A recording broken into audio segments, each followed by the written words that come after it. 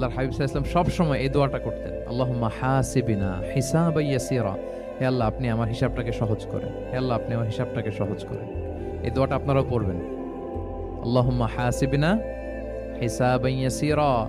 দেখেন, আল্লাহর হাবিব সাল্লাল্লাহু আলাইহি ওয়াসাল্লামের ব্যাপারে বলা হয়েছে গফিরা লাহু মা তাকাদ্দামা মিন যামবিহি ওয়া মা তাআখার।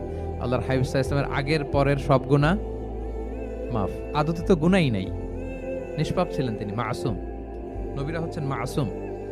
তারপরেও আল্লাহর হাবিব সাল্লাল্লাহু আলাইহি ওয়াসাল্লাম এই দোয়াটা করতেন, আল্লাহুম্মা হাসিবিনা হিসাবান ইয়াসীরা। এরপরও তিনি এই দোয়াটা সবসময় করতেন। তাহাজ্জুদের সালাতে দাঁড়িয়ে থাকতে থাকতে ওনার পা ফুলে যেত। সিজদায় যে কাঁদতে কাঁদতে জামা ভিজিয়ে ফেলতেন, হাত্তা বাল্লা লিহিয়াতাহু, দাড়ি ভিজিয়ে ফেলতেন, হাত্তা বাল্লা হাজারাহু, জামা ভিজিয়ে ফেলতেন, হাত্তা বাল্লাল আরদা, সিজদায় পরে কাঁদতে কাঁদতে জমিন ভিজিয়ে ফেলতেন। তো আম্মা জান আয়েশা রাদিয়াল্লাহু তাআলা আনহা বলতেন, ইয়া রাসূলুল্লাহ, এত কষ্ট কেন করেন? আপনার পা ফুলে যায়, কাঁদতে কাঁদতে আপনি হয়রান হয়ে যান। আল্লাহ তো বলেছেন যে আপনার আগের পরের সব গুনাহ মাফ। আল্লাহর হাবিব সাল্লাল্লাহু আলাইহি ওয়াসাল্লাম বলতেন, আফালা উহিব্বু আন আকুনা আবদান শাকুরা। হে আয়েশা, আমি কি শুকরগুজার বান্দা হতে পছন্দ করব না? আল্লাহ তাআলা আমাকে ক্ষমা করেছেন, আমাকে স্পেশাল স্ট্যাটাস দিয়েছেন। এই যে আল্লাহ তাআলার বিশেষ অনুগ্রহ, এটার শুকরিয়া স্বরূপ আমি কি তার কাছে নিজেকে পেশ করব না? তো দেখেন, আল্লাহর হাবিব সাল্লাল্লাহু আলাইহি ওয়াসাল্লাম, যার কোনো গুনাহ নাই, তিনিও দোয়া করতেন, আল্লাহ আমার হিসাবটা সহজ করো।